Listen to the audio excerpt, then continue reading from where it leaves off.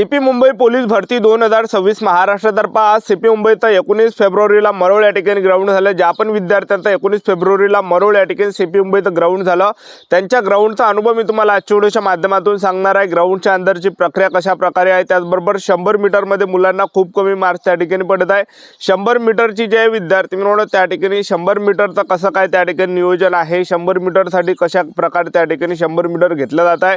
मुलांना त्या ठिकाणी जे विद्यार्थी मिळवणं 100 मीटरमध्ये कमी मार्क्स त्या ठिकाणी भेटत आहे। त्याचबरोबर ग्राउंडच्या अंदरची प्रक्रिया कशा प्रकारे, ग्राउंडच्या अंदर कोणकोणते डॉक्युमेंट लागणार आहे, त्याचबरोबर 1600 मीटर रनिंग मारायचे ते आपल्याला कोणकोणत्या चुकांनी करायच्या, कोणकोणत्या गोष्टीचं लक्ष ठेवायचं आहे। आज सीपी मुंबईचं ग्राउंड कशा प्रकारे झालं 19 फेब्रुवारीला याबद्दल तुम्हाला माहिती सांगणार आहे। त्याचबरोबर ग्राउंडच्या अंदर किती वेळपर्यंत बसून ठेवलं जाते, जसं तुम्ही सकाळची बॅच तुमची असेल 5 वाजताची, 7 वाजताची, 8 वाजताची, 10 वाजताची, 12 वाजताची, 2 वाजताची, आपलं ग्राउंड किती वाजेपर्यंत 1600 मीटर रनिंग स्टार्ट होणार आहे, 100 मीटर कधीपर्यंत स्टार्ट होणार आहे आणि गेटच्या बाहेर आपण किती वाजेपर्यंत येणार आहे, संपूर्ण माहिती मी तुम्हाला व्हिडिओच्या माध्यमातून सीपी मुंबई पोलीस भरतीच्या ग्राउंड बद्दल सांगणार आहे। 19 फेब्रुवारीला ग्राउंड कशा प्रकारे झालं मरोळ या ठिकाणी। तर आजचा व्हिडिओ खूप महत्त्वाचा होणार आहे, व्हिडिओ शेवटपर्यंत बघा आणि व्हिडिओला आताच लाईक करा।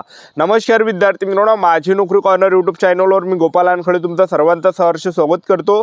तर मित्रांनो, व्हिडिओचा थंबनेल बघून तुमच्या लक्षात आलं असेल की आपला व्हिडिओ कोणत्या टॉपिकवर होणार आहे।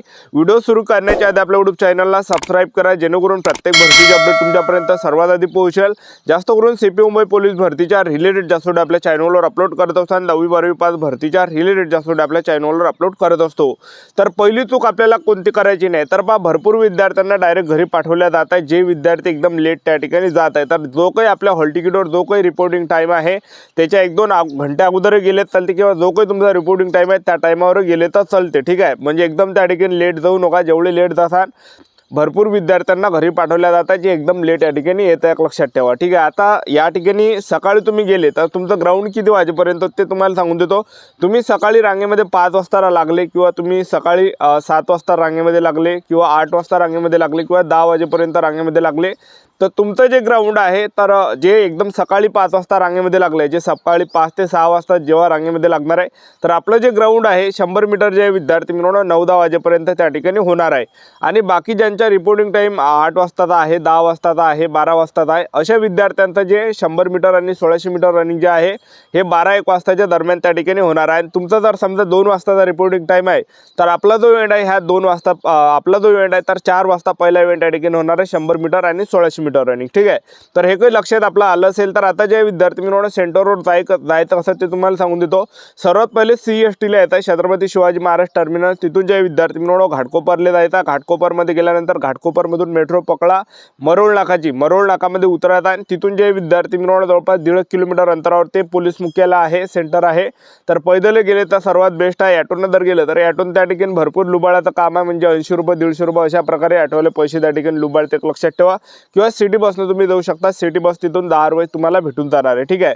तर अशा प्रकारे आज ग्राउंड कशा प्रकारे झालं, तर सकाळी विद्यार्थी सकाळी त्या ठिकाणी सकाळपासून रांगेमध्ये लागले। रांगेमध्ये लागण्यात जे विद्यार्थी मिळवणं गेटच्या अंदर घेण्यासाठीच आपल्याला एखादा घंटा त्या ठिकाणी टाईम लागते आणि तिथं आपल्या बॅगा त्या ठिकाणी सर्वात अगोदर ठेवायला लावते।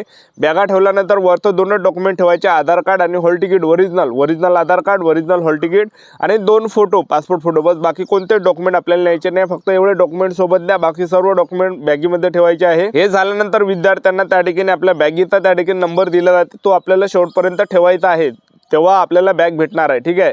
तर हे झाल्यानंतर आणखीन विद्यार्थ्यांना समोर पाठवलं आणि त्या ठिकाणी बसून ठेवलं जातं मंडपामध्ये बसून ठेवल्यानंतर 50 विद्यार्थ्यांची बॅच त्या ठिकाणी मोजून घेतलं जातं आणि आणखीन त्यांना समोर जे विद्यार्थी मिळवणं त्या ठिकाणी टेबल नंबर पाशी दिला जाते। ज्या ठिकाणी टेबल नंबर आहे त्या टेबल नंबरवर आपल्याला जायचं आणि आपला ॲप्लिकेशन नंबर पाहायचा कोणत्या टेबल नंबरवर येते, आणि तिथं त्यांना जे विद्यार्थी मिळवणं आपला त्या ठिकाणी फोटो त्या ठिकाणी द्यावं लागते, त्याचबरोबर आपलं सिग्नेचर तिथं करावं लागते आणि त्याचबरोबर आधार कार्ड त्यांना दाखवावं लागते। हे काही झाल्यानंतर ते आपल्याला प्रतिज्ञापत्र लिहून प्रतिज्ञापत्राचा फॉर्म देते आणि तो फॉर्म आपल्याला लिहावा लागते, पर्सनली माहिती त्यामध्ये लिहावं लागते, आपलं नाव वगैरे झालं, त्याचबरोबर सिग्नेचर झालं, अर्ज क्रमांक झालं, ठीक आहे, त्याचबरोबर तारीख वगैरे हे सगळं सबमिट केल्यानंतर आपल्याला उंचीपाशी त्या ठिकाणी नेलं जाते आणि उंची त्या ठिकाणी घेतलं जातं 165 सेंटीमीटर उंची घेतलं जात आहे आणि छाती 79 सेंटीमीटर फुगून 5 सेंटीमीटर भरली पाहिजे। तर मशीनमध्ये त्या ठिकाणी मोजलं जातं आणि सर्व डिजिटल आपल्याला दाखवलं जात आहे, उंची किती आहे, छाती किती आहे, वजन किती आहे, हे सर्व आपल्याला दाखवलं जातं मशीनमध्ये। आणि हे काही झाल्यानंतर आणखी समोर त्या ठिकाणी पाठवलं, तिथे एक मंडप होता. मंडपामध्ये जे विद्यार्थी मित्रांनो मुलांना चेस्ट नंबर दिला जात आहे आणि त्याचबरोबर दोन्ही पायाला चिप लावून दिलं जातं. आणि हे काही प्रक्रिया झाल्यानंतर आणखीन आपल्याला एका हॉलमध्ये पाठवते आणि त्या हॉलमध्ये जे विद्यार्थी मित्रांनो आपलं बायोमेट्रिकची प्रोसेस होते, आपला थंब वगैरे घेतला जातं, आपला फोटो त्या ठिकाणी कॅम्प्युटरमध्ये काढला जाते. हे काही झाल्यानंतर दोन्ही चिप आपल्या त्या ठिकाणी स्कॅनिंग केल्या जाते. हे काही झाल्यानंतर आणखीन समोर पाठवते आणि तिथंच जे विद्यार्थी मित्रांनो एक पोलीसवाला आणि एक पोलिशीन हे दोघं जण जे विद्यार्थी मित्रांनो आपले 50 विद्यार्थ्यांची बॅच त्या ठिकाणी देते. आणि पहिला जो त्या ठिकाणी उन्हाला 100 मीटर त्या ठिकाणी उन्हाला. तर 100 मीटरचं जे विद्यार्थी मित्रांनो त्या ठिकाणी सिस्टीम कशी आहे तर ते तुम्हाला सांगून देतो. मुलांना 100 मीटरमध्ये खूप कमी मार्क या ठिकाणी भेटून राहिले. एक लक्षात ठेवा, वर्ष भरायची, 2-2 वर्षाची, 3-3 वर्षाची, 4-4, 5-5 वर्षाची मेहनत पाण्यामध्ये या ठिकाणी फेळून पसरून आली. एक लक्षात ठेवा. तर 100 मीटरमध्ये त्या ठिकाणी जे विद्यार्थी मित्रांनो घोळ त्या ठिकाणी होत आहे. 100 मीटरमध्ये जसे गावाकडे आपल्याला मार्क पडते तसे मार्क तिथं पळून नेले. ज्याले गावाच्या इकडे 12-13 तरी त्यांचा सेकंड टाईम येत असेल तर त्यांचा तिथं टाईम 18 सेकंड, 20 सेकंड अशा प्रकारे टायमिंग होऊन आला.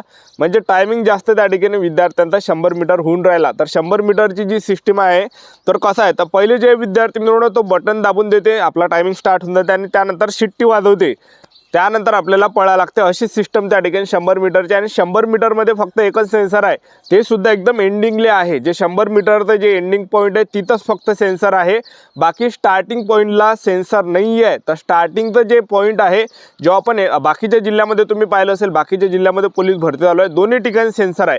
स्टार्टिंगला पण सेन्सर आहे आणि एंडिंगला पण सेन्सर आहे. आता पाहून घ्या, हे 100 मीटरचं आहे तर इथं पण सेन्सर आहे बाकीच्या जिल्ह्यामध्ये आणि इथं पण सेन्सर आहे. दोन्ही ठिकाणी सेन्सर आहे. पण मुंबईला कसं आहे, जेव्हा इथून आपण स्टार्ट घेतो तर इथून जे विद्यार्थी मित्रांनो सेन्सर नाही आहे.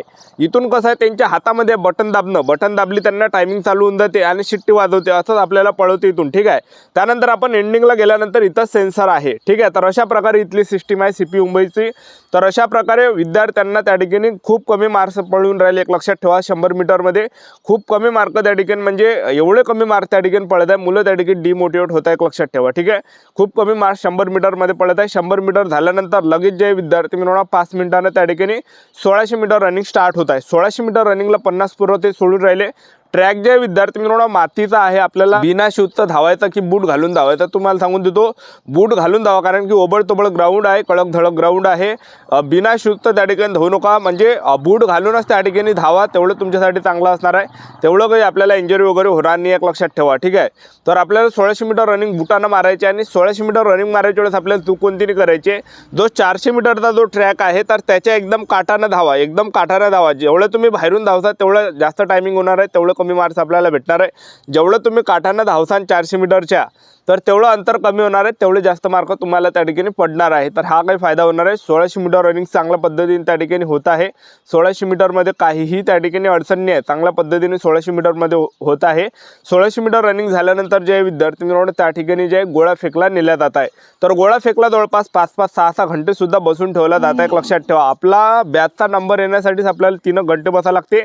3 घंटे बसल्यानंतर आपल्या बॅचच्या 50 विद्यार्थ्यांचे गोळे फेकापर्यंत 2 घंटे होऊन जाते.